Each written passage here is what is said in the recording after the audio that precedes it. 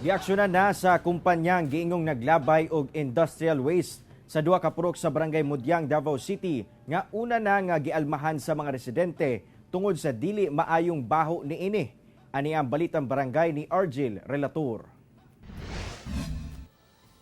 Kung sa milabay nga semana, daw bukid nga nabantok nga industrial waste ang makita sa duha ka purok sa Barangay Mudyang, Davao City.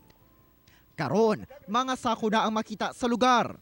Kinihuman nagsugod na ang pagsulod sa sako sa maong hugaw sa mga personahe sa Davao Bay Coconut Oil Mills Incorporated kon DBCOM. Sa kasabutan tali sa maong kumpanya ug barangay council pinaagi sa sulat, mulungtad og tulo ka adlaw ang clearing activity sa gitawag nilang carbon materials nga gisugdan niadtong September 9 ug matapos unta niadtong September 12. Apan wala pa kini nakuha. Sukod sa milabayng adlaw, gipang sulod na niining mga sako ang mga industrial waste nga naa dinhi apan buot sa mga residente nga unta makuha na kini galayon sanglit hangtod sa karon mualis nga og gihapon ang baho dinhi. O galing makuha na kini dakong kalipay matud pa sa mga residente. Na-happy kay alangan kay mawala namang baho tas dili na siya porwisyo sa mga estudyante. Di mas mayo kung kuwaon na kay para dili ka maghasol sa kuan. Hasol kay noong napadya kay sakit sa kuan ba? Sakit sa ilong.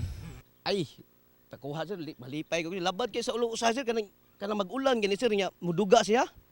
Baho kayo.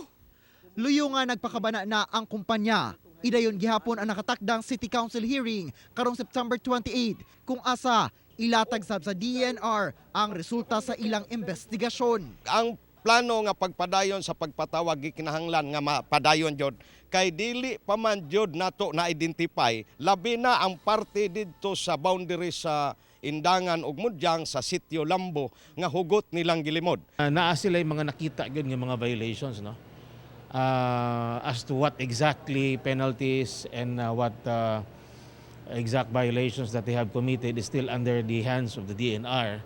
Kauban si Melchor Awing sa kamera. Ako si Argel Relator para sa One Mindanao.